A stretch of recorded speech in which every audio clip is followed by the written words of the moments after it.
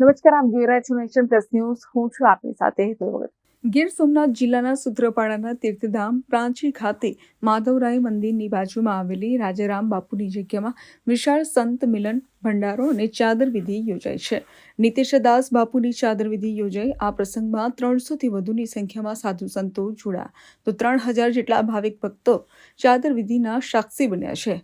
સૌરાષ્ટ્રને સંત અને શુરાની ભૂમિ તરીકે ઓળખવામાં આવે છે. તેમાં પણ ખાસ કરીને પ્રભાસ ક્ષેત્ર અને પ્રાચી તીર્થનું અનેરું મહત્વ જોવા મળે છે. પ્રાચી ગામે માધવરાય મંદિરની બાજુમાં આવેલી પૂજ્ય રાજારામ બાપુની પાવન જગ્યામાં ભવ્ય ચાદર વિધિ તથા ભંડારાનું આયોજન કરવામાં આવ્યું હતું. આ ધાર્મિક કાર્યક્રમ અંતર્ગત નીતેશદાસ બાપુની ચાદર વિધિ યોજાઈ હતી, જેમાં 300થી વધુ સાધુ સંતોની હાજરીએ કાર્યક્રમને વિશેષ ગૌરવ મળ્યું હતું.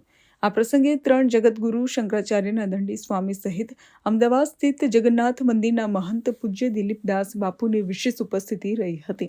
સંતોના આશીર્વચનોથી સમગ્ર વાતાવરણ ધાર્મિક ભાવનાથી છલકાયું હતું.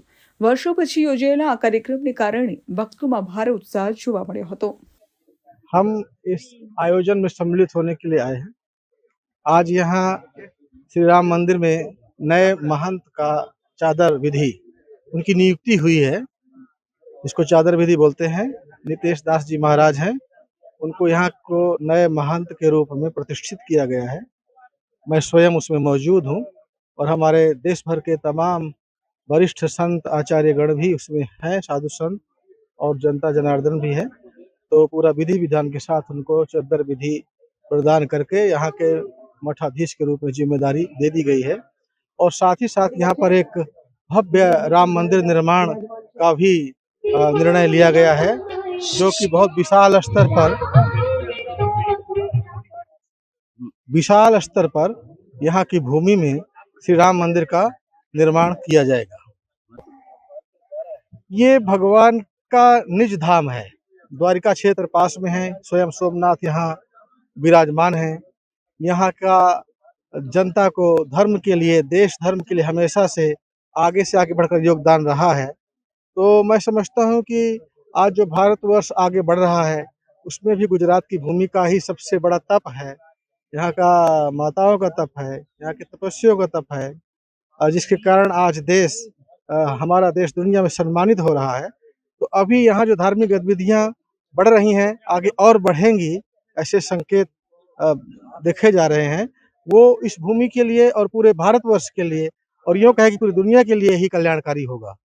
हिंदू राष्ट्र तो भारतवर्ष हमेशा से हिंदू राष्ट्र है और हिंदू राष्ट्र ही वो रहेगा। ये आर्यावर्त की भूमि सनातन भूमि है और यहाँ वैदिक कानून लागू हैं, अनादि और अनंत से, और लागू रहेंगे। પ્રાચી ખાતે યોજાયેલા સંત સંમેલનમાં વિશિષ્ટ વાત એ રહી છે કે પૂજ્ય રાજારામ બાપુનો ભંડારો 27 વર્ષ બાદ યોજાયો હતો. ખૂબ જ લાંબા સમય પછી યોજાયેલા આ ભંડારામાં મોટી સંખ્યામાં ભક્તોએ હાજરી આપી હતી. રાજારામ બાપુની પવિત્ર જગ્યામાં નીતેશદાસ બાપુની ચાદર વિધિ સંપન્ન કરાઈ હતી. સમગ્ર કાર્યક્રમનું સુચારું આયોજન અને દેખરેખ પૂજ્ય રાજેન્દ્રદાસ બાપુ દ્વારા રાખવામાં આવી હતી. ચાદર વિધિ દરમિયાન વૈદિક મંત્રોચ્ચાર, ભજન કીર્તન અને સંતોના આશીર્વચનોથી સમગ્ર પરિસર ભક્તિમય બની ગયો હતો. સાધુ સંતો, महंतों અને ભક્તોએ એક સાથે ધર્મ લાભ લીધો હતો. महान कथाकार भी यहाँ पर उपस्थित हुए हैं। सोमनाथ की पावन धरा और काशी 100 बार और प्राची 1 बार, ऐसा हम लोग सुनते आए हैं। इस प्राची तीर्थ में आकर के मैं अपने आप को धन्य किया और प्राची तीर्थ के समस्त भक्तगणों से मैं यह आकांक्षा करूँगा और उनसे आग्रह भी करूँगा कि इस मंदिर का भव्य और दिव्य निर्माण हो और जिससे सनातन धर्म और सनातन धर्म के साथ साथ देवी देवताओं का संवर्धन हो। यहाँ पर एक भक्तों का सुंदर सा ठहराव हो और जो भक्त बाहर से आए उनको रोटी का एक ठिकाना बने। और संत गौ संत सेवी हमारे नितेश दास जी महाराज आप सबके बीच में आज अखाड़ा सुपुर्द किया। हम बहुत बहुत साधुवाद, बहुत बहुत बधाई देते हैं। श्रीमद जगतगुरु रामानंदाचार्य प्रतिष्ठित वैदेही वल्लभ देवाचार्य पश्चिम पीठाधीश्वर सिंगला शेष मठ. સંત મિલન અને ભંડારામાં પ્રાચી ગામ સહિત આસપાસના તમામ ગામોના ગ્રામજનો, આગેવાનો તથા ધર્મપ્રેમી લોકોએ મોટી સંખ્યામાં હાજરી આપી હતી. ભંડારા દરમિયાન તમામ હાજર ભક્તોને મહાપ્રસાદ આપવામાં આવ્યો હતો, જેમાં સૌએ શ્રદ્ધા અને ભાવથી મહાપ્રસાદનો લાવો લીધો હતો. ગ્રામજનો દ્વારા ખૂબ જ સુંદર રીતે વ્યવસ્થા સંભાળવામાં આવી હતી, જેથી કોઈ અસુવિધા ઊભી ન થાય.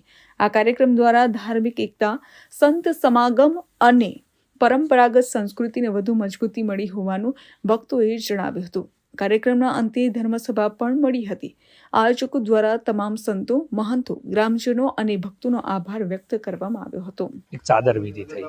ચાદર વિધિ તો બરાબર છે, પરંતુ આ જગ્યાને આવનારા સમયમાં એક તીર્થ બનાવવા માટે, વિશેષ કરીને એક ધામ ઊભું થાય એટલા માટે સમગ્ર ગુજરાતના સાધુ સંતોએ આ એક જ્યોત પ્રગટાવી છે અને 3 જગતગુરુ અહીંયા હાજર રહ્યા.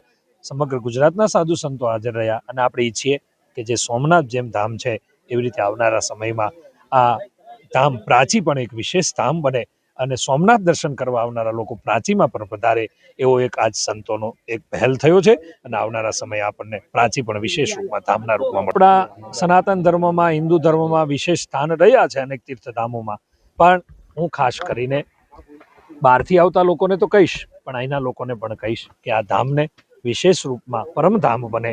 આપણે સૌ સાથે મળીને એક ધામને વિકાસ કરીએ. આપણે વેદ વાક્ય સમગચ્છધ્વમ સમબદ્ધત્વમ જેમ સાધુ સંતો જોડાયા છે એમ આ ગામના લોકો, આસપાસના વિસ્તારના ગીર ગઢડા અને આ બાજુ ગીર સોમનાથના લોકો, બધા જ લોકો જોડાય. આ બાજુ ઉના, રાજુલા સુધી અનેક સમગ્ર ગુજરાતના લોકો જોડાય અને આવનારા સમયમાં આપણે પણ આને વિશેષ ધામના રૂપમાં આપણે પૂજીએ, માનીએ અને અહીંયા ધર્મની, સનાતન ધર્મની ધજા પ્રાચીમાં પુનઃ ફરકતી રહે એ જ પ્રાર્થના સાથે સૌને જય સિયારામ.